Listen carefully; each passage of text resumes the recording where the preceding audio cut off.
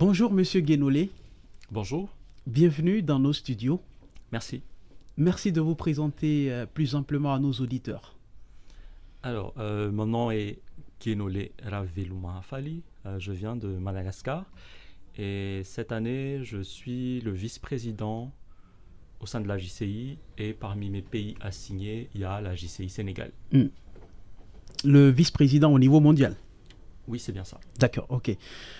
Vous êtes au Sénégal pour participer au Conseil national de la JCI Sénégal. Le thème cette année, c'est la sécurité routière, une affaire de tous.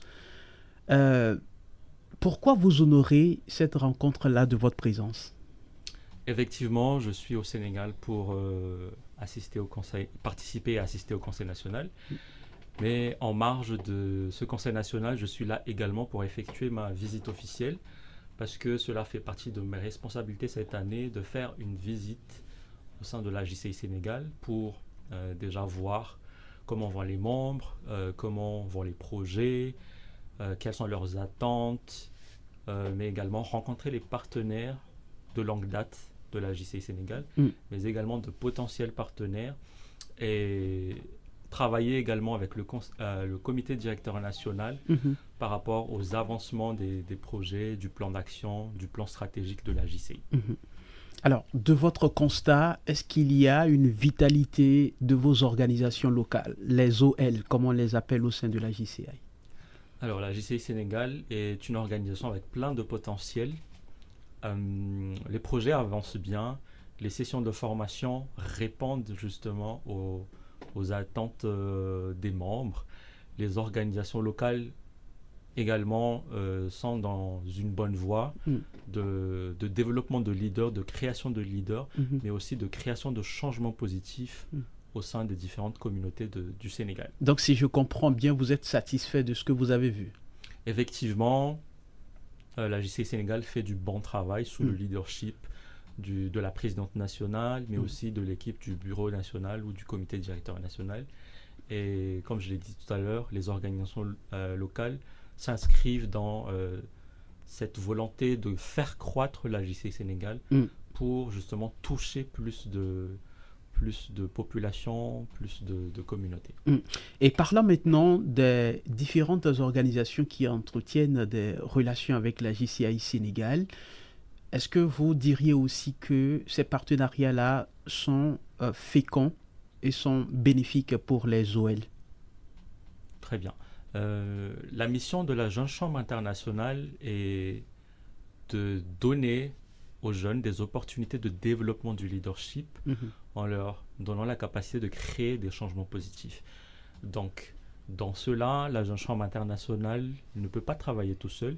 Nous sommes tout le temps en collaboration avec le gouvernement, avec le secteur privé, avec la société civile.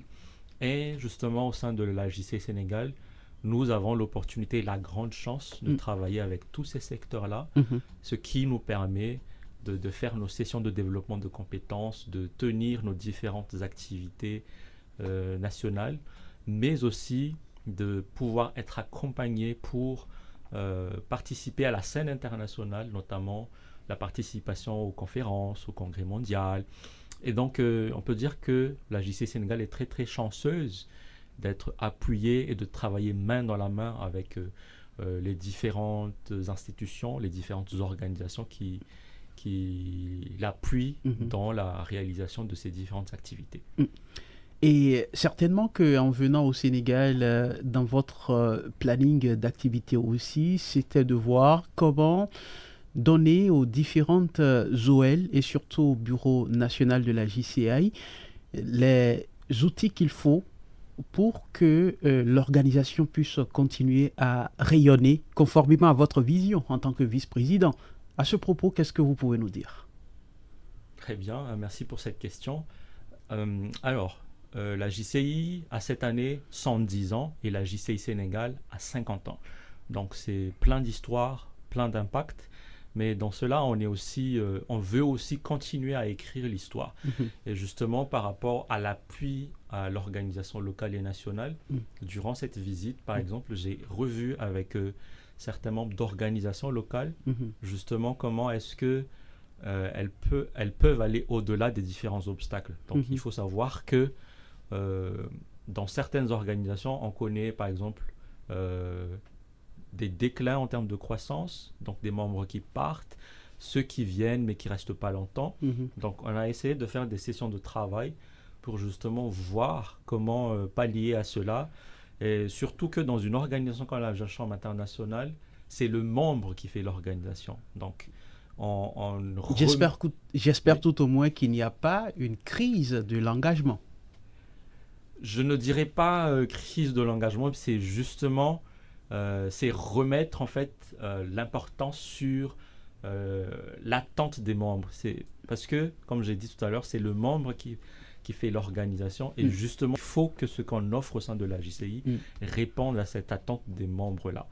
Donc, c'est pour ça que via nos différentes sessions de travail, on a regardé ensemble le plan stratégique et comment est-ce que les organisations locales et nationales peuvent aider à atteindre ces résultats qu'on veut atteindre.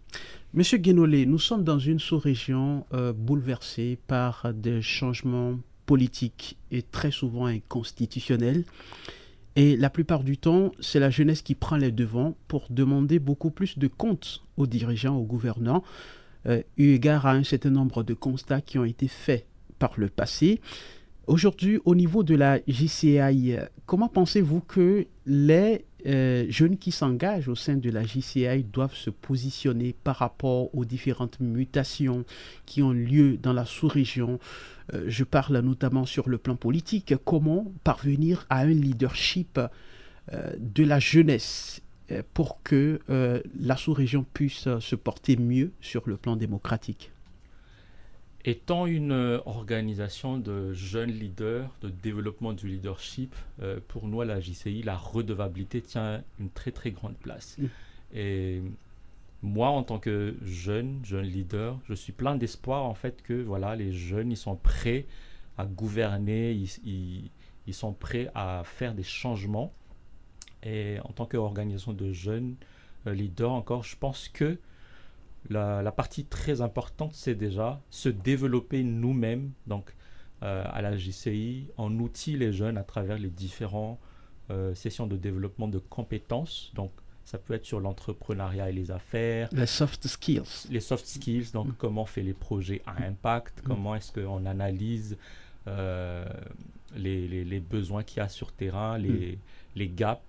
Donc, pour moi, je pense que c'est vraiment offrir ces outils-là qui est très important.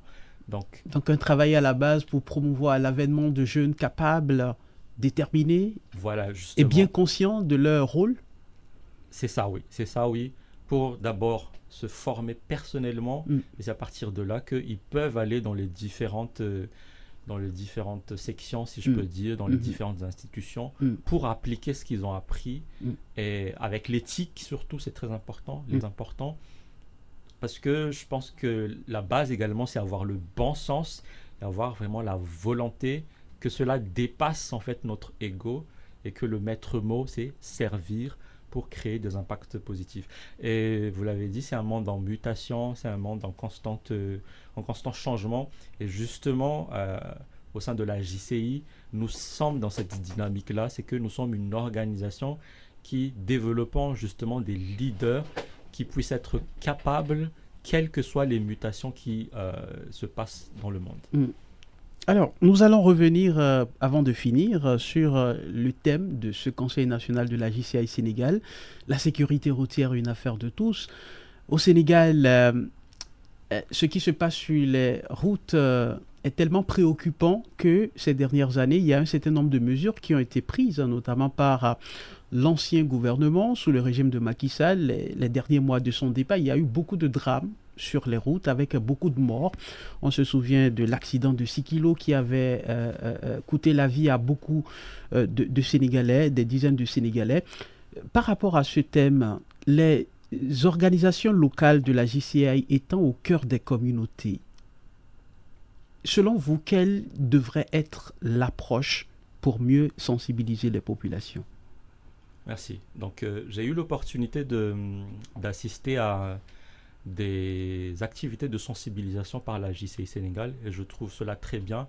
Et moi, je suis d'accord et voilà, je suis aussi conscient que c'est vraiment une affaire de tous, à tous les étages, à tous les secteurs, parce que voilà, il y a, chacun est responsable en fait. Et quand on parle sécurité routière, tout le monde a son rôle de responsabilité. Ce n'est pas uniquement L'affaire de l'État, des autorités. voilà. Et les jeunes, surtout dans tout cela, Mm. ont un rôle parce que justement, ils ont. C'est une grande communauté, c'est une population de jeunes. Mhm. Et je pense qu'il faut plus de sessions de sensibilisation déjà, mais également un accompagnement pour que ça ne reste pas uniquement aux formations ni sensibilisation et que ça s'arrête là, mais qu'il y a des accompagnements, des incitations pour justement faire comprendre que les conséquences peuvent être très graves et que voilà, on ne peut pas également changer tout, comment dire, du jour au lendemain. C'est beaucoup de travail de changement de comportement et on sait que c'est très très complexe. Et encore une fois, il faut que les jeunes ils s'engagent dans ces sensibilisations, qu'ils soient aussi conscients que voilà, ils ont leur part de responsabilité dessus.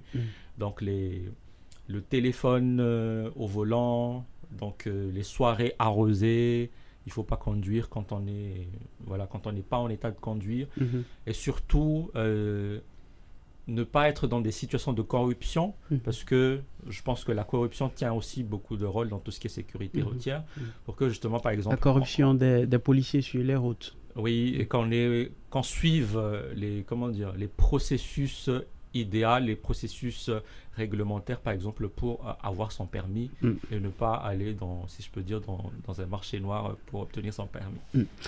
Monsieur Guénolé, nous allons terminer avec l'engagement.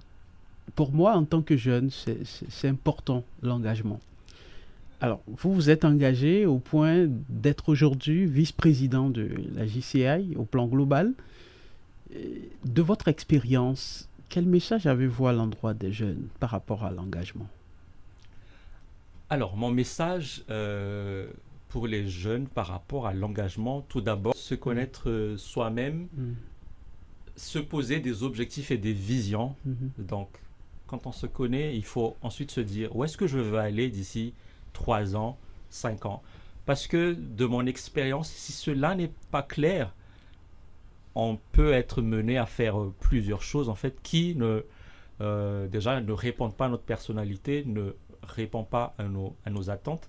Donc mon message aujourd'hui c'est que asseyez-vous, connaissez-vous vous-même, voir quels sont vos défauts. Comme le disait Socrate, connais-toi toi-même. Voilà, comment, où est-ce que vous voulez aller et mettez des jalons et des objectifs par rapport à cela et ne pas s'arrêter aux échecs parce que justement on grandit grâce aux erreurs qu'on fait, aux échecs qu'on fait et le plus important c'est vraiment s'engager dans les associations, dans le bénévolat, dans le volontariat parce que cela donne une autre facette en fait déjà de nous-mêmes.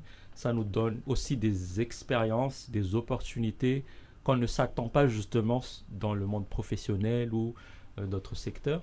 Et pour finir, c'est vraiment engagez-vous.